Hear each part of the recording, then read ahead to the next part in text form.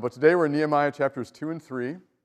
Nehemiah wants to rebuild the walls, and so today I'd like to take you through some maps of Jerusalem, looking at how the city developed and where the walls were at. I think having a layout of Palestine in your mind, where the Sea of Galilee is and the Dead Sea and the Jordan River, that's a good thing to have in your mind. And knowing the general layout of Jerusalem is good too, because that shows up in so many different stories in the Bible. So we'll start with a prayer this morning and then start looking at some maps.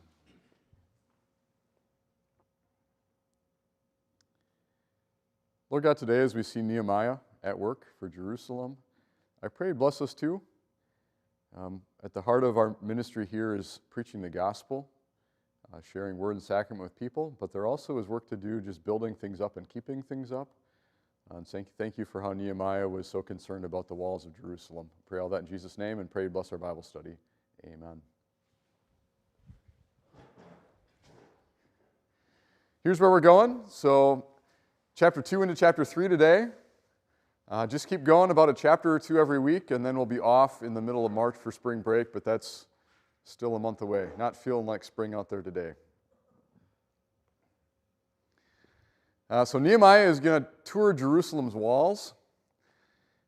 The fact is we don't know exactly what Jerusalem looked like at the time of Nehemiah, but there's a lot of detail about what gates are there and where he's going.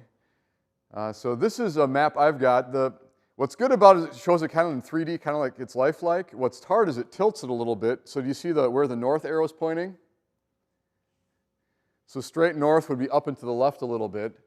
But this would be Jerusalem at the time of Jesus, which is a good map to have in your mind because of knowing the New Testament. And from working back from there, you can pick out the sections as they existed in the Old Testament too. If we'd be looking from north to south, Jerusalem's built on a couple of hills. And that's so different from us living in the Midwest where everything's flat. And you can kind of put a new subdivision in whatever cornfield you want and just keep building out. But in Jerusalem, the city is really defined by where the slopes are. And you've got to either build on the hills or figure out a way to fill in the valleys and bridge that. So if I go back, again, this is looking a little bit cockeyed looking north, but east of the city is the Mount of Olives. Then there's a ridge that the temple's built on. Then there's another valley. And then this area where there's kind of the terracotta style houses in the picture there, that's another hillside. So if you look at elevation going side to side, Jerusalem looks kind of like this. So up on the right side is the Mount of Olives. Then there's a pretty steep valley called the Kidron Valley. Then it goes up to not the highest one, but that's where the temple is. This one shows there's a mosque there now, so the Dome of the Rock is on top of that hilltop. Then it would go down a little bit, and then Mount Zion is in the western part, and that's the higher part. This map shows that there are areas that have been filled in, so that today the valleys are not as deep as what they would have been in Old Testament times. But where the blue arrow is, that's where the heart of Jerusalem is, and that's when David captured Jerusalem and when David and Solomon are building. They're starting on that hilltop there.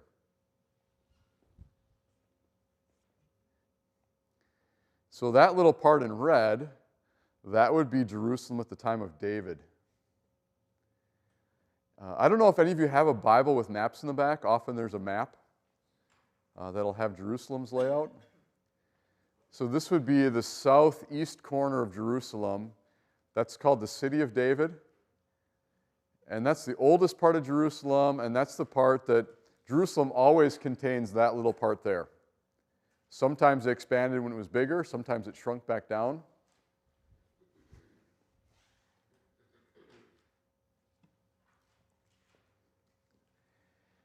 As they got ready to build the temple, they went up the hill to the very top where it was called Mount Moriah. As far as we know, that's where Abraham sacrificed Isaac, was on the same hilltop. There was a time when David sinned against God and there was a plague, and David offered a sacrifice to God on top of that same spot too. In David's lifetime, this was still outside the city. There was a threshing floor there. because you would throw the grain up where the wind would blow it away, so you'd kind of pick one of the top highest spots where it'd be windy. So as you went up from David's city up to that hilltop, that's where David had already picked out the temple was going to be built. So when Solomon built the temple, they expanded the city going up that hill.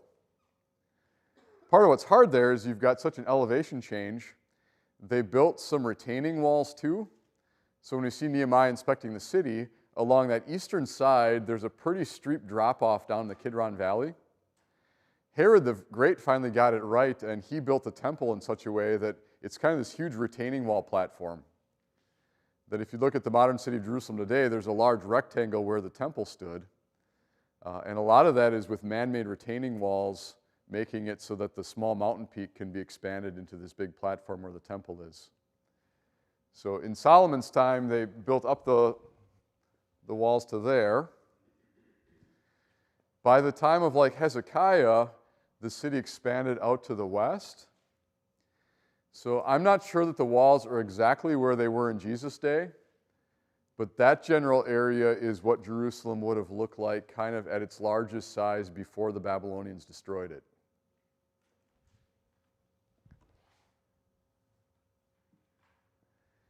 At the time of Jesus, that area also was enclosed with a wall. And if you see a map with Jerusalem, often there'll be a bigger wall up there, but this section here wasn't added until after the time of Jesus, and it didn't last very long because only about 40 years after Jesus' death is when the Romans came and destroyed Jerusalem.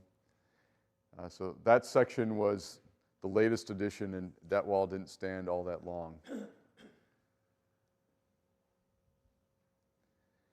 So if I give that just kind of as a quick intro to the walls of Jerusalem, do you have any questions based on that, or is this something you've ever looked at before? How big of an area? In the blue, how big of an area was that, and then how much did they add? I would have to get one with a scale on it. They didn't have cars, and so everything was a lot more compact. Streets are narrow. You fit a lot more people living in a smaller living space. Nobody has a 2,000 square foot house except maybe the king. So in my mind, Jerusalem is about a 1 mile square. So it'd be quite a bit smaller than Lake Mills as far as area. I'd have to look to find an actual scale to be more exact than that. Does that give you kind of a ballpark? Mm-hmm.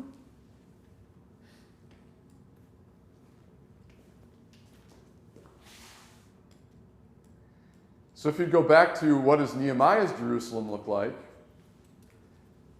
it's not precise enough in the Bible to say exactly what the shape was. Most people would say it was just the city of David and then going up the Temple Mount. So going back to these pictures, Nehemiah is looking to rebuild the walls just around the blue section. Because after the Babylonians destroyed Jerusalem and they came back, Jerusalem was not this huge city anymore. Nehemiah is going to actually move people back into the city to repopulate it later in the book. So Jerusalem was not as big as it had been. Some of those other walls still would have been there in ruins. But Nehemiah they're going to repair the wall in like 50 days with everybody jumping in and helping. And part of that fits with, it's not like it's the entire city as it would have been at the time of Jesus.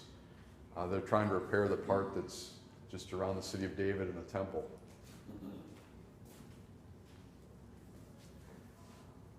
I went through a lot of my Bible dictionaries just trying to find how does everybody draw it out. So here's one that would show that yellow area would have been the part that Hezekiah expanded into. But that when Nehemiah is building the walls, this map shows it being the pink area, the orange area, and maybe adding on that blue area. So kind of a skinny area north to south like that. This map does kind of the same area, puts in orange, the part that Nehemiah would have been working on.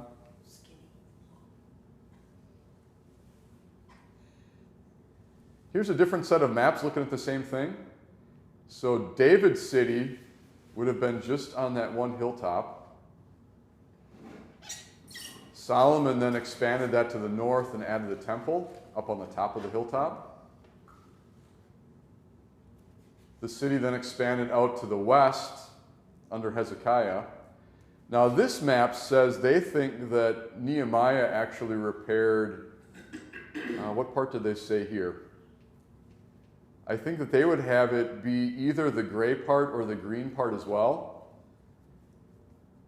But this one seems to be not what most people I'm reading are saying. They think this would be too much for what Nehemiah would have rebuilt at his time. So then this is at the time of Jesus. Again, that big area to the north, that wasn't added until after Jesus died. And then a final one, here's what the walls look like in Jerusalem today. And you see how those are again totally different? So I haven't been to Jerusalem myself, but what's hard if you go there, it's hard to place things in your mind versus the Bible because the current walls were built during the Crusades in like the 1500s. Or maybe I'm getting the century wrong.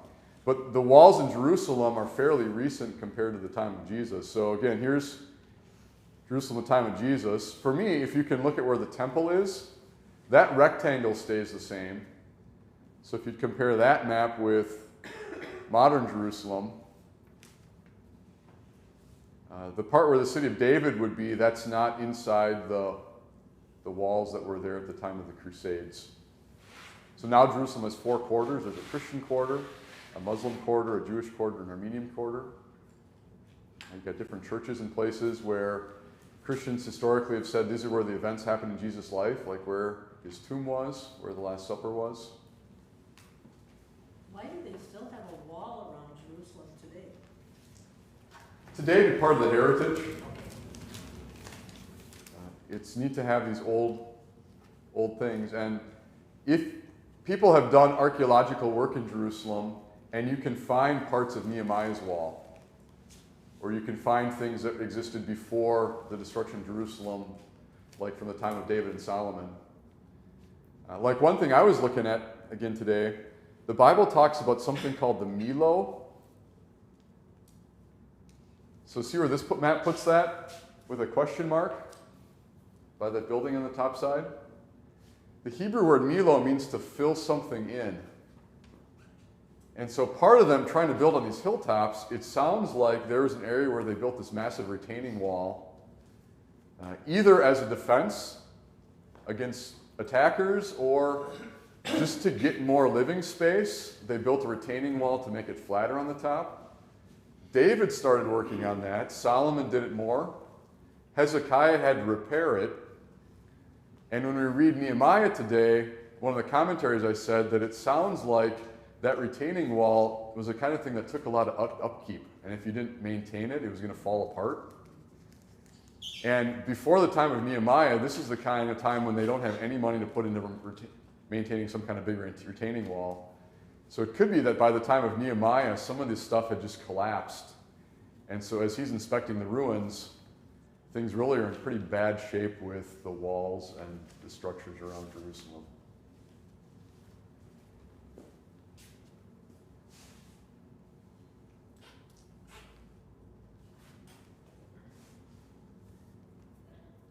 Here's another map that tries to show about the time of Nehemiah.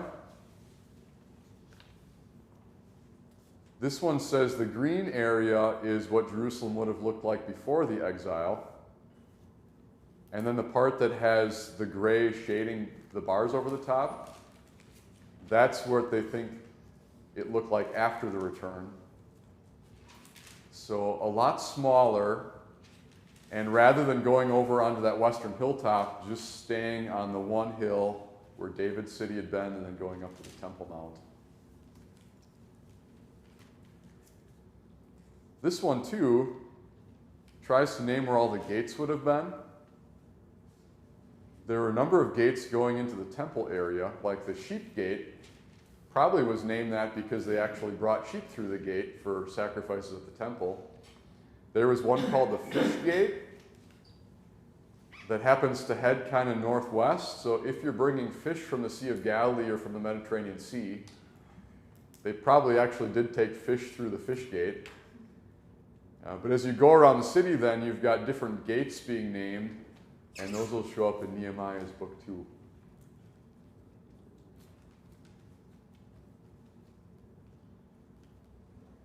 This one again tries to show it as a 3D picture.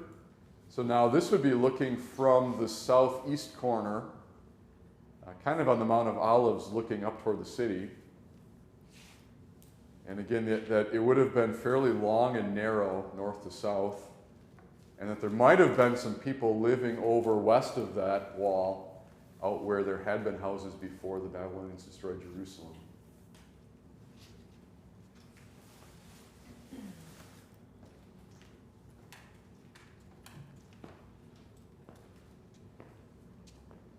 Some people love maps. Others of you are probably like, let's get this over with and actually read the Bible. Anything looking at those where you just want to ask more about the layout of Jerusalem? I just have a question with all the walls that are described and so forth. Was there just a lot of warring nations? Is this the protection, basically, or was it, this is my space? This is not just the Israelites, just in the ancient world, there's a lot of war, and things can go back and forth pretty quickly. And walls, that was the way you could defend yourself. Even if you weren't strong enough to defeat the other army, if you could just hold out long enough, it would take so much. If you could think of what it would take to supply your army to keep a city under siege, you'd have to be worth the other country's time to have them camp outside your walls for a year, feeding their army to try to destroy you. But without walls, there really was no way to stop an enemy army from just running through your town. So, like, even the city of Tyre was built on an island.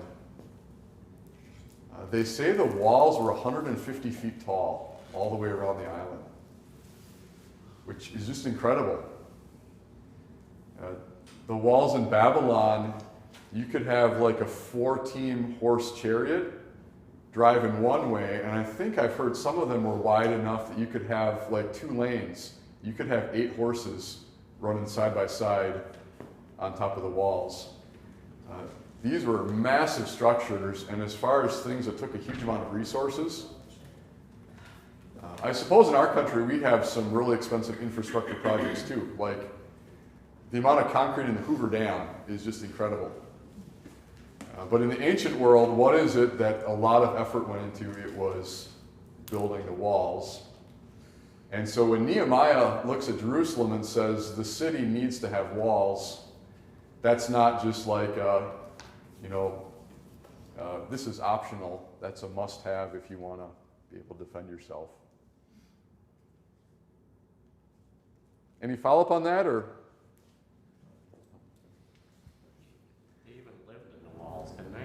You'd have, Rahab has her house connected to the wall. I mean, that's another 1,000 years before the time of Nehemiah. And I think cities had gotten a lot more complex and sophisticated since the time of Jericho with Rahab. I don't know that, like, at the time of Jesus, there would have been windows looking out through the main city walls of people's houses. I think a lot of them would have been too thick. But Nehemiah, the comment is a lot of people worked on the wall near their house. So you've got a lot of local people, and they've got a reason to say, I want to make sure the wall by my house is done well. And really, walls didn't go out of style until the invention of cannons, like in the Middle Ages. So, like, even the time of Martin Luther, you still have cities with walls to keep armies out. Now a wall means nothing because with airplanes and tanks and there are different ways of trying to defend yourself. But at the time of Nehemiah, walls would have been really important.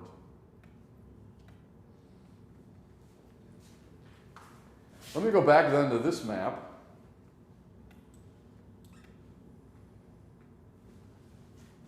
This is the one that's in the People's Bible. So if you've got a copy of that, it's in like some of the back pages just before the end of the book.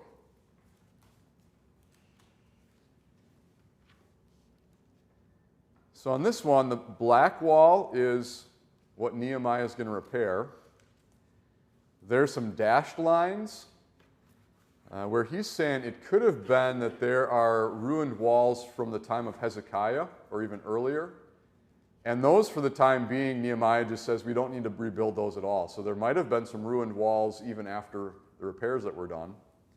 In the book of Nehemiah, sometimes it says they built a new wall. Sometimes it says it repaired the wall. And so some of the sections, especially like there's a long section where one family gets a really long section, longer than anybody else. And it could be that that wall was still actually in pretty good shape. And so Nehemiah is more repairing the walls more than building them from scratch. But on this map then, it tries to show where the different gates are. This one's key, called the Valley Gate. So when Nehemiah does his tour of the city, he's going to start the Valley Gate. Then he's going to head in this counterclockwise circle going around the southern end. There's a pool down there called the Pool of Siloam. And the reason it's located there is that's the lowest point. So what that pool is collecting is all the runoff. All the water flowing from the city flows into that pool, which for us, the idea of then using that water for stuff sounds gross, but there's so little water there that they would have collected that in the Pool of Siloam. There also was a spring that fed that. Hezekiah built a tunnel to get the water where it needed to be. But down toward the tip down there, there's a gate called the Dung Gate. And again, the names probably fit with how they were used. The valley down there was the dump. And if you wanted to get rid of stuff, you would take it and throw it in the Valley of Hinnom on the southern end of Jerusalem. In Hebrew, the word for valley is geh or gay. So the Valley of Hinnom is Gehenna. In the New Testament, Gehenna is the name not just for that valley, but that becomes the name for hell. Because that was the place where they would burn stuff. And it was just a really gross, horrible place if you're out in that valley. So the fact that that's called the Dung Gate, even at the time of Nehemiah, there's a reason that one's on that side of the city, and that's not the one next to the temple. Over on the east side, there aren't as many gates on the eastern side. There are a couple of towers that would have been for defense that are noted in Nehemiah as well. So he's going to head going around that way around the city. And it sounds like he may not have made it all the way around because the walls were in such disrepair that he couldn't even find a path around the eastern side. So today we're going to look in chapter 2 as Nehemiah takes a tour during the night. And then chapter 3, he's going to get the wall work up and going. So open your Bible, Nehemiah chapter 2. Last time we found out that Nehemiah is the cupbearer to the king. He hears that the walls have been destroyed. Again, it would be strange if that's just the Babylonians destroyed the walls a long time ago. It sounds like the people in Jerusalem had been trying to work on the walls, but then there was opposition from some of the local rulers. They reached out to King Artaxerxes and got a cease and desist order, and that when the king said to stop building the walls, they came in and actually destroyed some stuff that had been built recently. So then Nehemiah goes to that same king, and he asks for a reversal in that policy to allow Jerusalem to rebuild the walls, and that he be the one in charge of that work. And God is with Nehemiah, and he has permission to go back and build. So he takes an armed guard with him back. He has authority now to rebuild the walls.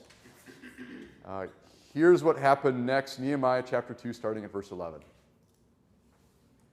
I went to Jerusalem, and after staying there 3 days, I set out during the night with a few others.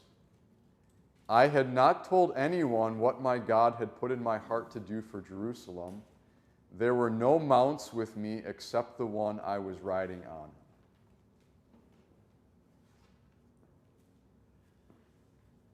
What did Nehemiah do to make sure this was secret? He went in the middle of the night. Only took a few people with him. He only takes a couple people, probably the kind of people who would already know how to give him a tour. Only one horse. They don't take a lot of animals. There's just one animal with them. Didn't tell him why they were doing And I think the biggest one is, so here's cupbearer to the king, shows up in Jerusalem, and people say, why are you here? And what does he say? He doesn't tell people why he's there.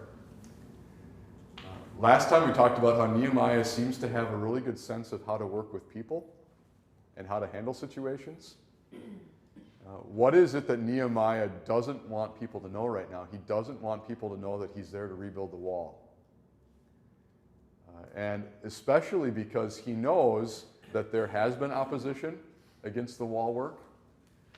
And you're going to find out that Nehemiah is right on with that, that if Nehemiah would have announced right away, I'm here to rebuild the walls, and if there would have been very public like inspections, there would have been people who would have tried to stop it right away. So Nehemiah's plan is, I'm going to lay my plan secretly, and then when we start work, it's going to be hit the ground running, all hands on deck, get it done as quickly as possible before anybody can try to stop us.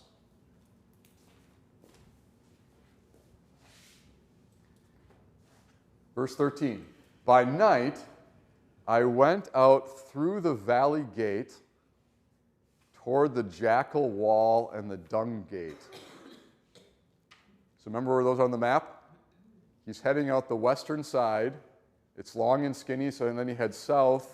The dung gate would have been on the southern tip. Examining the walls of Jerusalem, which had been broken down, and its gates, which had been destroyed by fire. So sounds like the valley gate's a mess, the dung gate's a mess, the walls in the middle are broken too. Then I moved on toward the fountain gate and the king's pool, but there was not enough room for my mount to get through. Imagining that? There's so much rubble that his horse, there's not even a space wide enough for his horse to make it through all the rubble of the walls. Again, it sounds like this is on the eastern side, where heading down to the Kidron Valley, there was so much rubble there that his horse couldn't even find a path.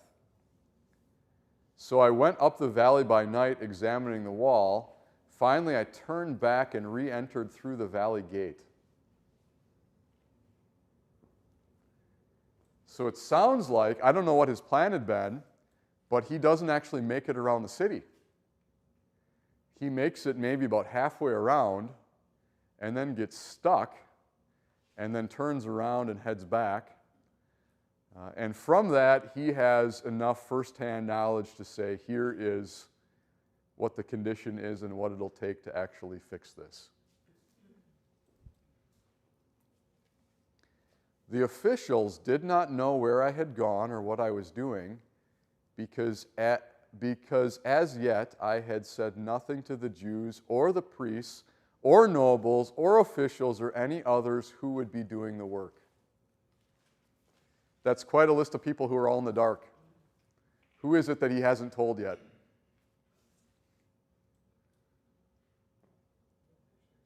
Not the government officials, not the priests. Aside from a couple of people who are going out at night with him, nobody knows what Nehemiah is planning. Then I said to them, you see the trouble we are in. Jerusalem lies in ruins, and its gates have been burned with fire. Come, let us rebuild the wall of Jerusalem, and we will no longer be in disgrace. I also told them about the gracious hand of my God on me and what the king had said to me. They replied, let us start rebuilding. So they began this good work. Nehemiah goes public, and what's his message to the people?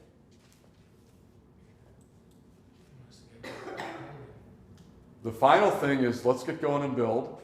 Before that, what's his message?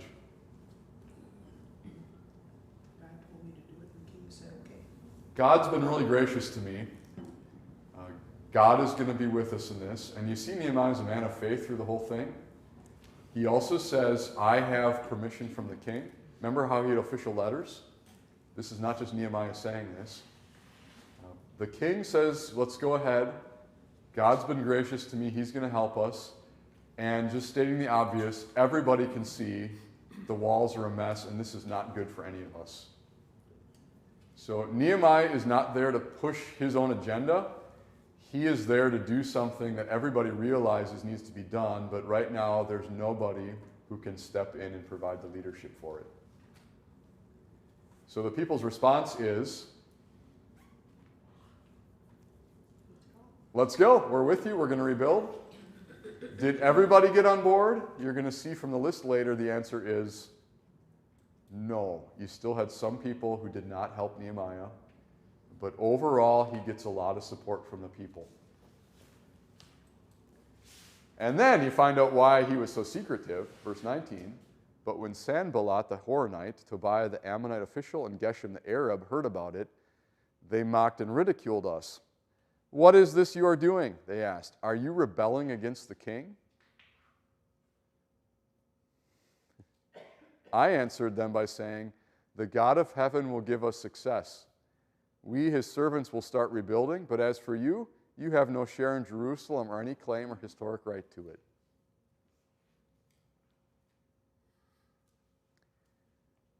These guys are going to keep showing up in Nehemiah, and they're always against him. What's their reaction when they hear that they're going to start rebuilding the walls?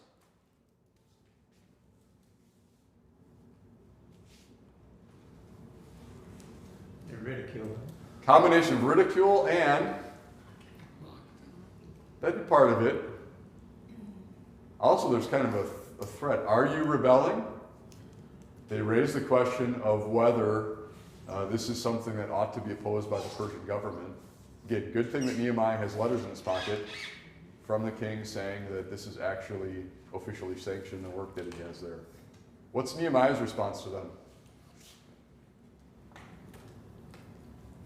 He doesn't really answer what they'd said. He doesn't respond to the ridicule. He doesn't respond to the charge of rebellion. God will give us success. One is we're trusting that God's going to be with us. Second thing is You don't have any right to stop us. you see how it seems like they were really looking at Jerusalem as part of their area of control. And so Nehemiah rebuilding the walls is a big step toward Jerusalem being independent from these other local rulers who would like to have their thumb on the city of Jerusalem. Nehemiah says to them, Jerusalem is not under your control. You have no claim to it. Which, that pushing back is probably the right thing for Nehemiah to do at this point. It's not his role to try to fight against them. But he's going to have to hold them back because they're not going to want to see the wall get rebuilt. Keep going.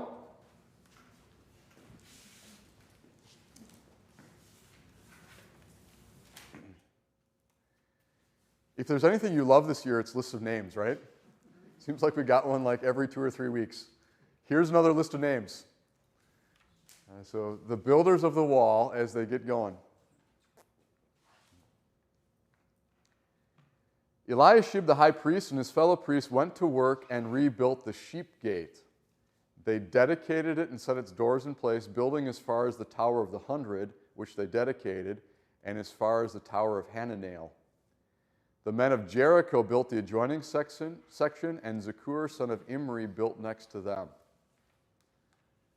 If I'd go back to the map,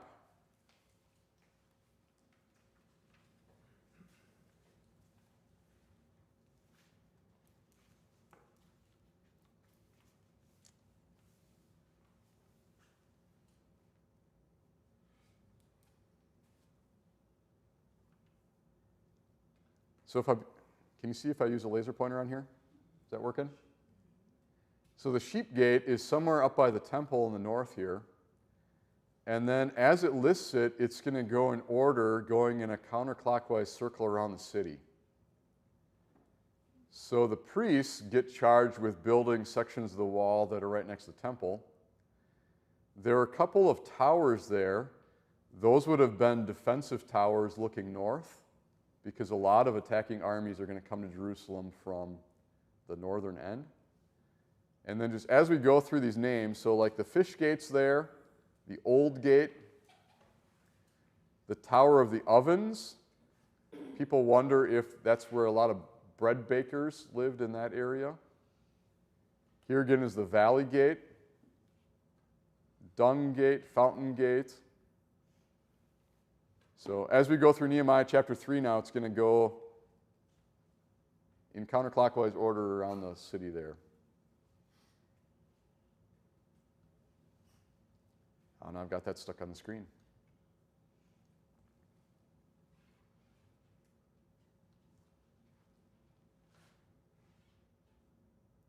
Chapter 3, keeping going at verse 2. So we got through the men of Jericho. Zakur, son of Imri, is next to them. The fish gate was rebuilt by the sons of Hassanah. They laid its beams and put its doors and bolts and bars in place. Meremoth, son of Uriah, the son of Hakoz, repaired the next section. Next to him, Meshullam, son of Berechiah, the son of Meshezabel, made repairs. Next to him, Zadok, son of Bana, also made repairs. The next section was repaired by the men of Tekoa, but their nobles would not put their shoulders to the work under their supervisors. It's interesting, some of the comments along the way here. Who didn't want to help out? The nobles from Tekoa didn't want to do any hard work. They refused. I got their names in the Bible for that. The Jeshanah gate, that's the one that it's like the old gate, was repaired by Jehoiada, son of Paseah, and Meshullam, son of Hosadiah. They laid its beams and put its doors with their bolts and bars in place. Next to them, repairs were made by men from Gibeon and Mizpah, Melatiah of Gibeon and Jadaan of Meronoth, places under the authority of the governor of Trans-Euphrates. So it sounds like there are also people helping from like the area, even people outside of the local Jews living in Jerusalem. Uzziel, son of Harhiah, one of the goldsmiths, repaired the next section. And Hananiah, one of the perfume makers, made repairs next to that. They restored Jerusalem as far as the broad wall. So going back on this map, the broad wall, it's a question mark on here. Sounds like that's where there would have been a section of wall heading out west, enclosing that larger section that would have been there earlier, but now they're not going to head west, so they just, we're up to the broad wall, we're still going to keep heading south. Raphiah, son of Hur, ruler of a half-district of Jerusalem, repaired the next section. Adjoining this, Jediah, son of Harumpha, made repairs opposite his house. And Hattush, son of Hashabniah, made repairs next to him. Melchijah, son of Harim, and Hashub, son of Pahath-Moab, repaired another section and the Tower of the Ovens. Shallum, son of Halohesh, ruler of a half-district of Jerusalem, repaired the next section with the help of his daughters. So in the passing comment there, were there some women who helped build the walls too? One commentary said, so this is the one place they're mentioned, assuming that there would have been women helping with some of the other families too along the way. So they get their names in the list too. The Valley Gate was repaired by Hanun and the residents of Zanoah. They rebuilt it and put its doors with their bolts and bars in place. They also repaired 1,000 cubits of the wall as far as the Dung Gate. That's the section that just seems like a lot of wall. So cubit is elbow to pinky, about 1.5 feet. So 1,500 feet of wall. That'd be about 5 football fields long. What would that be? A little more than 1/4 mile of wall. So it might be that that section wasn't as bad and they did a big part. The Dung Gate was repaired by Melchijah, son of Rechab, ruler of the district of Beth Hakerem. He rebuilt it and put its doors with their bolts and bars in place. The Fountain Gate was repaired by Shallum, son of Kolhoseth, ruler of the district of Mizpah. He rebuilt it, roofing it over and putting its doors and bolts and bars in place. He also repaired the wall of the pool of Siloam by the king's garden as far as the steps going down from the city of David. Beyond him, Nehemiah, son of Azbuk, so there's multiple people named Nehemiah. It's not just the one. Ruler of a half-district of Beth-zur, made repairs up to a point opposite the tombs of David, as far as the artificial pool and the house of the heroes. Next to him, the repairs were made by the Levites under Rehum, son of Bani. Beside him, Hashabiah, ruler of half the district of Keilah, carried out repairs for his district. Next to him, the repairs were made by their fellow Levites under Binnui, son of Henadad, ruler of the other half district of Keilah. Next to him, Ezer, son of Jeshua, ruler of Mizpah, repaired another section from the point facing the ascent to the armory as far as the angle of the wall. Next to him, Baruch, son of Zabai, zealously repaired another section from the angle to the entrance of the house of Eliashib the high priest. Next to him, Merimoth, son of Uriah, the son of Hekaz, repaired another section from the entrance of Eliashib's house to the end of it. The repairs next to him were made by the priests from the surrounding region. Beyond them, Benjamin and Hasub made repairs in front of their house, and next to them, Azariah, son of Maaseiah, the son of Ananiah, made repairs beside his house. Next to him, Binnui, son of Henadad, repaired another section from Azariah's house to the angle in the corner, and Palal, son of Uzai, worked opposite the angle and the tower, projecting from the upper palace near the court of the guard. Next to him, Pedaiah, son of Parush, and the temple servants, living on the hill of Ophel, made repairs up to a point opposite the water gate toward the east and the projecting tower. Next to them, the men of Tekoa repaired another section from the great projecting tower to the wall of Ophel. Above the horse gate, the priests made repairs, each in front of his own house. Next to them, Zadok, son of Immer, made repairs opposite his house. Next to him, Shemaiah, son of Shechaniah, the guard at the east gate, made repairs. Next to him, Hananiah, son of Shelemiah, and Hanun, the sixth son of Zalaph, repaired another section. Next to them, Meshullam, son of Berechiah, made repairs opposite his living quarters. Next to him, Melchijah, one of the goldsmiths, made repairs as far as the house of the temple servants and the merchants opposite the inspection gate, and as far as the room above the corner. And between the room above the corner and the sheep gate, the goldsmiths and merchants made repairs. Certainly a team effort. What strikes you from that whole chapter? You said? A team effort. Got a lot of people involved, and it makes me wonder if they all built it all the same. I mean, they must have did their own thing, don't you think? Somewhere I read that when they do excavations in Jerusalem, one thing that sets apart the wall of Nehemiah, if you find a section of it, is you can tell it was built quickly. So Nehemiah is not this kind of perfectionist where he is going to build the wall to exactly the best the wall could be. What's Nehemiah's goal? It's to get this wall built as quickly as possible.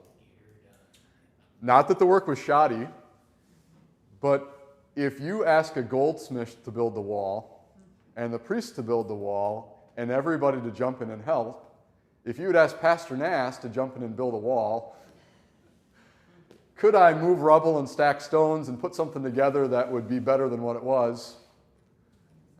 Yeah, but this is everybody in Jerusalem, or just about everybody, is pitching in, all hands on deck. Like you said, it's a team effort. No professional wall builders. I think back then people were a little less specialized. I think the average person was more used to manual labor than the average American. And being able to work with your hands and build stuff out of wood and stone, I think people could jump in and do that kind of stuff. What else strikes you? What I like about this is it's such a detailed account, listing names, what they did for a living. So it's assurance that this is truly historical documentation of what happened. People wonder, where does this come from? Is this Nehemiah had a list? Was he the one who stayed up late one night figuring out who gets which section of the wall? And just knowing how leadership works, where people arguing about it, like, I want the dung gate. No, you get this section. To have all these people, and each assign their section, to have some kind of quality control, to be able to tie in all where people are button up to each other, this is the kind of thing that would take quite a bit of planning and oversight. I think what I noticed was that they had ownership that probably by their property is what they were responsible for. The priests are working by the temple, so they're at the beginning of the list. Then as you do the whole circle, you end up by the temple again when you close the loop, and you got the priests are building the temple again there. Sounds like the goldsmith is working not too far from where he has his shop. You got people building the wall by their houses. Yep. Sally. Probably was some positive competition to do as well as at least the person on your left and right. As far as just something that would have brought everybody together, there's something about working together on a common project that can unite people. And when Nehemiah says, you all know the wall's in horrible shape, this is the kind of common goal that everybody could get behind, except for those leaders from Tekoa who said they didn't want to help. I would think they had to have some specifications too. In other words, goldsmith's got to have the same height as the priest maybe. So There must have been some kind of standards that they're all shooting toward. And if these are wall repairs, it's not like they're the ones figuring out the course of the wall. It's putting together a wall that is in ruins. Even if they're working this quickly, it's probably not a time when they're getting a lot of new stone from the quarry.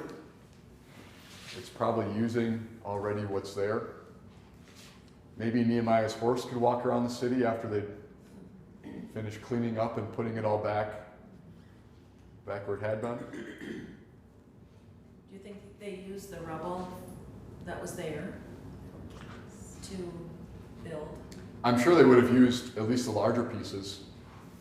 In ancient cities, it often ends up forming what's called a tell, where a city ends up being a hill, because whenever the city got destroyed, so an army comes in, wrecks the city, what they would do would be just level the rubble out and then build on top of it. And you can date a city based on how many times it got destroyed. So again, why are walls so necessary? Some ancient cities, there are like 30 or 40 layers of every 50, 100 years, the whole city is wrecked, flatten it out, build again, and eventually, like looking at these, they look like a little mesa because it's flat in the top with steep sides. So I'm sure some of the rubble that wasn't usable would have been a fill for some of the low areas. But from what I would expect, they would have used a lot of the larger stones if they could to rebuild the walls.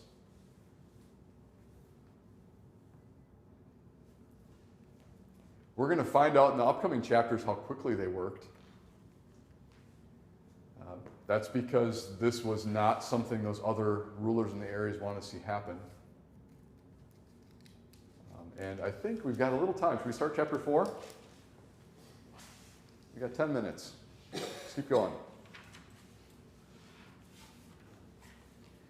When Sanballat heard that we were rebuilding the wall, he became angry and was greatly incensed. He ridiculed the Jews, and in the presence of his associates and the army of Samaria, he said, "What are those feeble Jews doing? Will they restore their wall? Will they offer sacrifices? Will they finish in a day? Can they bring the stones back to life from those heaps of rubble, burned as they are?" Tobiah the Ammonite was at his side, said, "What they are building, even a fox climbing up on it would break down their wall of stones." Ancient trash talk. Isn't it great? Your wall couldn't hold a fox. You're going to find out it goes beyond just words, though. But what kinds of things is Sanballat saying? What doesn't he want to see the Jews doing? Finish the project. So one is he doesn't want to see them finishing a wall. Offer sacrifices. That one gets at the heart of just who they are, right? Are the Jews going to have their own temple and offer sacrifices there to the true God? If Sanballat had his way, again, Jerusalem would be under his control, and it sounds like that's something that he would stop. Can they do this in a day? You're going to find it's not one day, but they do it really quickly with everyone helping.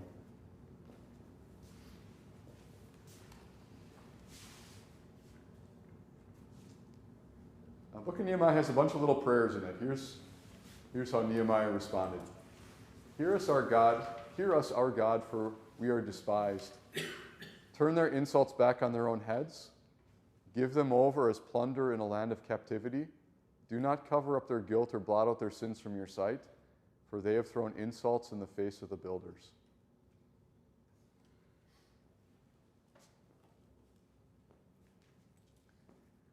So in response to ridicule and trash talk, what does Nehemiah do? He prays to God about it. I don't know if he said anything in response. Sometimes you just need to let it roll off you and take it to God in prayer and not respond, right? What does Nehemiah pray to God?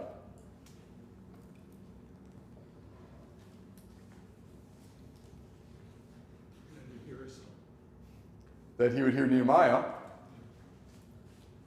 Keep going. Turn their insults back on them. Whatever they're saying against us, let that actually turn back against them.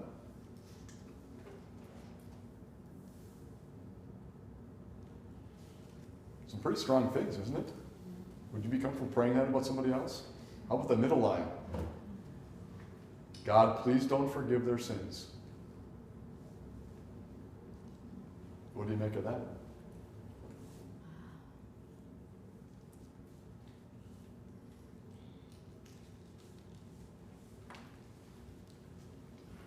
There are a number of psalms like this too. The fancy name for them is called the imprecatory psalms, where the psalm actually asks God to punish somebody else. And I think for Americans that can be hard, partly because you'd say, don't we want God to forgive everybody? And that's true. Partly because when we take over a country now in a war, we try to rebuild the country and not destroy it. So this idea of getting back at someone who's hurt you, we say that's not the way that we want our country to act. In the Psalms, sometimes the psalm writers will come to God and lay in front of him whatever the problem is. The one thing I'd say that's good about these is to just put things into God's hand as the judge. Is God going to make everything right in the end? Yeah. So does Nehemiah have to take revenge? No. In the Psalms, does King David have to take revenge? No. Apostle Paul talks about how if God's the one who's going to judge the world, this is how we can then not take vengeance and not get back at other people. We can just put things into God's hands and go on loving everybody around us. So if Sanballat and Tobiah and these guys would turn to God in repentance and find faith in him, would Nehemiah have been happy to see them turn to God in repentance? I'm sure he would have. The way their hearts are, it sure seems like they are hardened against God. They're ridiculing God's people, even saying they want to stop the sacrifices to God at the temple. And Nehemiah says, God, I'm putting this in your hands. It's not my role to try to get back at them for this. But please, God, you make everything right. I'm entrusting that to you.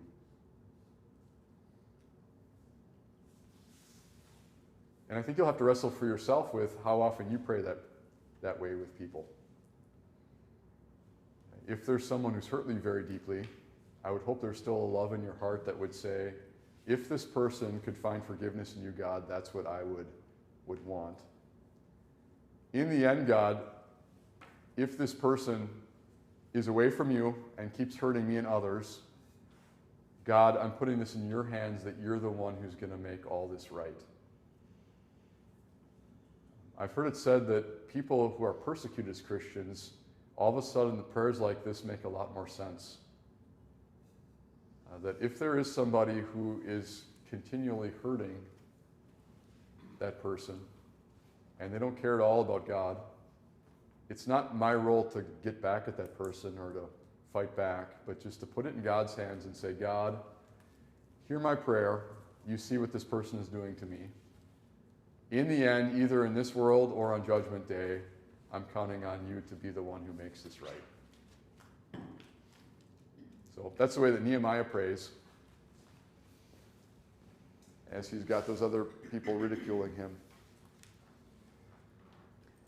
So verse 6, so we rebuilt the wall till it reached half its height, for the people worked with all their heart. Let's stop there today. When Sanballat and Tobiah see that they're actually doing it, like, their first reaction is to hold back and just make fun of them. There's no way they're actually going to do this. All of a sudden now it's halfway done, and they realize, oh, they are doing it. Now they're going to up their level of opposition. And so next time we'll see how Nehemiah reacts to not just ridicule, but some real threats. So today let's close with a prayer.